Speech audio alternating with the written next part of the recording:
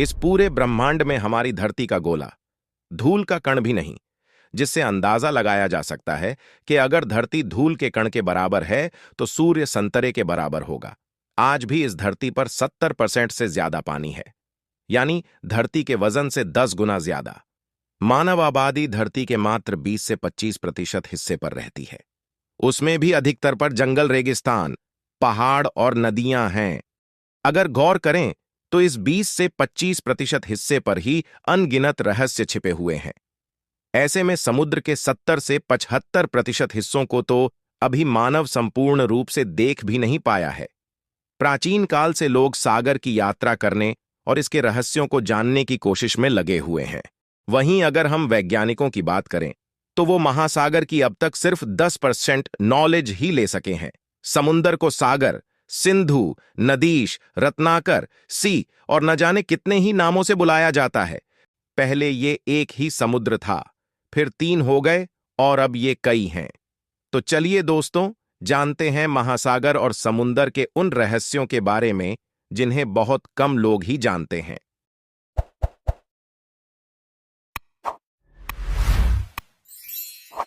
पृथ्वी का वह भाग जो विशाल जलराशि से घिरा हुआ है, वो महासागर कहलाता है। पृथ्वी का 70% भाग महासागरों से घिरा है, जिसमें प्रशांत महासागर, अटलांटिक महासागर, हिंद महासागर, आर्कटिक महासागर और दक्षिणी महासागर, यानी कुल 5 महासागर हैं। प्रशांत महासागर और अटलांटिक महासागर का फैलाव नॉर्दर्न हेमिस्फीयर और सदर्न हेमिस्फीयर दोनों जगह है। इस प्रकार कुल मिलाकर 7 महासागर या 7 समंदर हैं। अंटार्कटिका में बर्फीली जमीन के अंदर 400 से ज्यादा झीलें हैं। वैज्ञानिकों के अंदाजे के मुताबिक समुद्र का जन्म आज से लगभग 50 करोड़ से 100 करोड़ वर्षों के बीच हुआ है।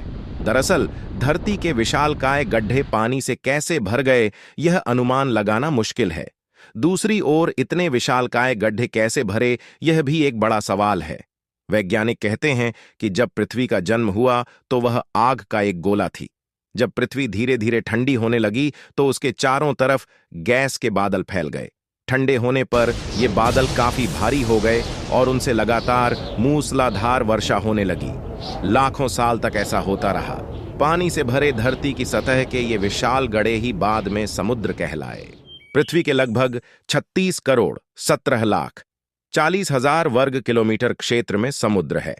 विश्व का सबसे विशाल महासागर प्रशांत महासागर है, जिसका क्षेत्रफल लगभग 16 करोड़ 62 लाख 40 हजार वर्ग किलोमीटर है। यह विश्व के सभी महासागरों का 45.8% है। प्रशांत महासागर के भीतर जल जंतुओं की एक रहस्यमयी दुनिया है, जिस पर अभी भी खोज जारी है।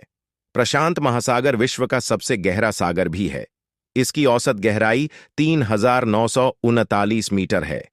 महासागर को छोड़कर यदि हम सागर की बात करें तो विश्व का सबसे विशाल सागर दक्षिण चीन सागर है, जिसका क्षेत्रफल 29,74,600 वर्ग किलोमीटर है। समुद्र की लहरों को समुद्र विज्ञानी ही जानते हैं। समुद्र की लहरें 3 तरह से पैदा होती हैं। पहली, समुद्र की सतह पर बहने वाली हवा से, दूसरी, चंद्रमा के कारण उत्पन्न हुए ज्वार से, और तीसरी, समुद्र के भीतर कहीं से आए भूकंप से। हवा या तूफान से उत्पन्न लहरें भूमि के पास उथले पानी में पहुंचने पर मंद पड़ने लगती हैं। फिर भी कभी कभी इनकी ऊंचाई 30 से 50 मीटर तक हो सकती है। ज्यादा ऊंची लहरें बेकाबू हो जाती हैं और सागर तट पर झाग के रूप में टूटती हैं। और सुनामी नामक लहरें समुद्र तल पर आए भूकंप या भूस्खलन की वजह से उत्पन्न होती है और सागर के बाहर बमुश्किल ही दिखाई देती है। लेकिन किनारे पर पहुंचने पर ये लहरें प्रचंड और विनाशकारी रूप धारण कर लेती हैं। चंद्रमा से उत्पन्न लहरें भी कभी कभी विनाशकारी साबित होती हैं, जो चंद्रमा के कारण दैनिक रूप से 2 बार उत्पन्न होती है, सुबह और शाम। ये घटना चंद्रमा द्वारा पृथ्वी पर लगाए जाने वाले ग्रेविटी पावर के कारण घटित होती है। और यही कारण है कि अमावस्या को समुद्र शांत रहता है, जबकि पूर्णिमा को अशांत हो जाता है। अब जानते हैं समुद्री गुफाओं के बारे में, जो समुद्री लहरों, भूकंपों और ज्वालामुखी के कारण बनती हैं। समुद्र में हजारों तरह की सुरंगें हैं और ये सभी पानी से भरी हुई हैं। इन सुरंगों का पानी इतना साफ होता है कि गोताखोर पूरी सुरंग का मजा ले सकते हैं। समंदर की बड़ी बड़ी लहरें जब चट्टानों से लगातार टकराती हैं तो उनमें सुराख कर देती हैं, और धीरे धीरे ये सुराख इतने बड़े हो जाते हैं कि गुफाओं की शक्ल ले लेते हैं। लावा से बनी गुफाएं अंदर से किसी नली जैसी दिखती हैं। चीन की रेनबो केव के बारे में कहा जाता है कि कुछ हजार साल पहले यह जगह समुद्र में डूबी हुई थी, लेकिन अब यह एक खूबसूरत गुफा में बदल चुकी है। कहते हैं कि कई साल पहले इस जगह पर समुद्र का जल स्तर कम हो गया तो इस केव का जन्म हुआ। चीन के गुइलिन में मौजूद यह गुफा कई रंगों से भरी है, जिसकी वजह से इसे रेनबो कहा जाने लगा। यह करीब 240 मीटर लंबी है, जिसके अंदर एक रोमांटिक नदी ली भी बहती है। अब आपको बताते हैं समुद्र में पर्वतीय क्षेत्र के बारे में। पूरे महासागर में करीब 1 लाख बड़े पर्वतनुमा क्षेत्र हैं। धरती पर सबसे ऊंचा पर्वत माउंट एवरेस्ट है, जो नेपाल, भारत, तिब्बत सीमा पर है और इसकी छोटी समुद्र लेवल से 8,850 मीटर ऊंची है। लेकिन समुद्र के अंदर इससे भी ऊंचा एक पर्वत है जिसे मौना किया माउंटेन कहते हैं। मौना किया माउंटेन संयुक्त राज्य अमेरिका के नजदीक प्रशांत महासागर का एक हिस्सा है। असल में यह माउंटेन एक विशाल द्वीप है जिसका आधार समुद्र के लेवल से बहुत नीचे है। समुद्र लेवल से मौना किया की ऊंचाई लगभग 4,205 मीटर है, लेकिन यह मौना किया की पूरी ऊंचाई नहीं है। संयुक्त राज्य अमेरिका भूवैज्ञानिक रिसर्च USGS के अनुसार मौना किया माउंटेन समुद्र के लेवल से 6,000 मीटर नीचे तक फैला हुआ है, और बेस से ऊपर चोटी तक ऊंचाई मापने पर इसकी कुल ऊंचाई 10,210 मीटर होती है। समुद्र की इतनी गहराई में होने के बावजूद भी मौना किया ज्वालामुखी माउंटेन है। इसी तरह समुद्र में हजारों छोटे और बड़े पर्वत पाए जाते हैं। अब तक 1 लाख से भी ज्यादा समुद्री पहाड़ों का पता लगाया जा चुका है। आमतौर पर इन पहाड़ों की ऊंचाई 1 से 3 किलोमीटर तक होती है। इनमें से ज्यादातर पहाड़ पानी के अंदर ही डूबे होते हैं, लेकिन कुछ पानी के ऊपर भी आ गए हैं। समुद्र के पानी से ऊपर उठे हुए छपटे पहाड़ों को आइलैंड कहा जाता है। इन द्वीप समूह का जन्म ऐसे ही हुआ है। अब जानकारी अद्भुत समुद्री जीव जंतु के बारे में। समुद्री जीव 2 प्रकार के होते हैं, पौधे तथा प्राणी। समुद्री जीवन जमीन के मुकाबले कहीं ज्यादा अनोखा और रहस्यों से भरा है। यहां एक और जहां विशालकाय व्हेल है, तो दूसरी ओर आंखों से न दिखाई देने वाली मछलियां या जीव भी अपना जीवन जी रहे हैं। आपको यह जानकर आश्चर्य होगा कि ब्लू व्हेल की जीभ का वजन ही एक हाथी के बराबर है। महासागर में मौजूद सबसे छोटा जीव प्लैंकटन है। समुद्र की गहराई के इस 1% में रहने वाले जीवों और वनस्पतियों की किस्मों के बारे में जानकर वैज्ञानिक भी हैरान रह गए हैं। इन महासागरों के गर्भ में अद्भुत जीव जंतु, दुर्लभ पौधे और हैरान कर देने वाले बैक्टीरिया मौजूद हैं। वैज्ञानिक कहते हैं कि समुद्र में जीव जंतुओं की 2 लाख से ज्यादा प्रजातियां रहती हैं। बैक्टीरिया की 35,000 प्रजातियां, वायरस की 5,000 और एक कोशिकीय पौधों की करीब 1.5 लाख नई प्रजातियां खोजी गई हैं। शिकारी sperm whale, Antarctic sleeper shark, डरावनी शक्लों वाले ड्रैगन जैसी दिखने वाली मछलियां, चमकीली लैंप जैसी आंखों वाली मछलियां और करीब 1 मीटर चौड़ी जेली फिश, स्टार फिश, पारदर्शी और रंग बदलने वाली हजारों मछलियों की प्रजातियां हैं। मछली को समुद्र का प्रमुख जीव माना जाता है, जिनसे समुद्र भरा पड़ा है। इसके अलावा समुद्र में विशालकाय एनाकोंडा और जहरीले सांपों के साथ समुद्री सांपों की लाखों प्रजातियां भी रहती हैं। समुद्र में हजारों किस्म के बैक्टीरिया, कीड़े मकोड़े, केकड़े और झींगों की संख्या करोड़ों में पाई जाती है।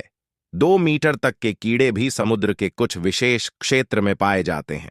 सागर में जीवित प्राणियों के सभी प्रमुख समूह जैसे कि जीवाणु, प्रोटिस्ट, शैवाल, कवक, पादप और जीव पाए जाते हैं। समुद्र की आवाज।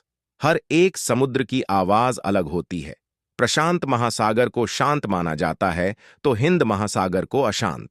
कहीं कहीं समुद्र की चिंघाड़ती हुई आवाज होती है तो कहीं पर किसी वाद्य यंत्र के बजने जैसी, कहीं पर सान्य सान्य, तो कहीं पर हवा का इतना जोर होता है कि हू हू जैसी आवाज उत्पन्न होती है। वैज्ञानिकों के अनुसार हर समुद्र की आवाज के पीछे कुछ कारण होता है। ये आवाज समुद्र की पहचान होती है। कुछ साल पहले दक्षिणी महासागर में एक विचित्र बत्तख जैसी आवाज सुनाई देती थी। वैज्ञानिकों ने बड़ी मशक्कत के बाद इस रहस्य को सुलझाया। उन्होंने उस बत्तख जैसी आवाज को जैव बत्तख का उपनाम दिया था। यह आवाज दक्षिणी महासागर में सर्दियों और वसंत के मौसम में सुनाई देती है। जब ध्वनि रिकॉर्डर की मदद से इस आवाज का पता लगाया गया, तो पता चला कि यह ध्वनि असल में पानी के नीचे अंटार्कटिक मिंक व्हेल के दांत बजने की थी। अमेरिका के राष्ट्रीय समुद्रीय और वायुमंडलीय प्रबंधन एनओए पूर्वोत्तर मत्स्य विज्ञान केंद्र मैसाचुसेट्स के प्रमुख शोधकर्ता डेनिस रिस्ट ने कहा कि इस ध्वनि संकेत के स्रोत को खोजना मुश्किल था। पिछले कुछ वर्षों में कई सुझाव दिए गए, लेकिन कोई भी वास्तव में अब तक यह दिखाने में सक्षम नहीं था कि यह कौन सी प्रजाति यह आवाज निकाल रही थी। इस अजीब आवाज को पहली बार 50 साल पहले पनडुब्बियों ने पकड़ा था। जिसने भी इसे सुना वह इस बत्तखनुमा आवाज को सुनकर हैरान था। तब से लेकर कई बार पश्चिमी ऑस्ट्रेलिया के पास अंटार्कटिक के पानी में कम आवाज वाली यह ध्वनि रिकॉर्ड की गई।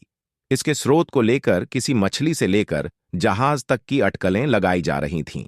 इसी तरह हर एक समुंदर की आवाज रहस्यमयी है। जरूरी नहीं है कि जो आवाज आ रही हो वो लहरों या हवाओं की हो। समुद्र की गहराई। सभी सागरों की गहराई अलग अलग मानी जाती है।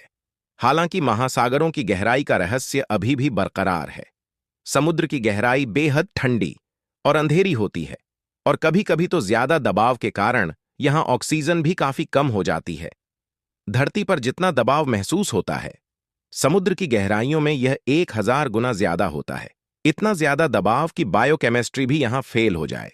इस दबाव की सच्चाई ये है कि समुद्र की तलहटी में रहने की केवल 1% से भी कम जगहों का अभी तक पता चल पाया है, वो भी वहां जहां जीव जंतु रहते हैं। दोस्तों, वीडियो कैसी लगी कमेंट बॉक्स में अपनी राय जरूर दें। वीडियो को लाइक, शेयर और सब्सक्राइब करके बेल आइकॉन जरूर दबाएं।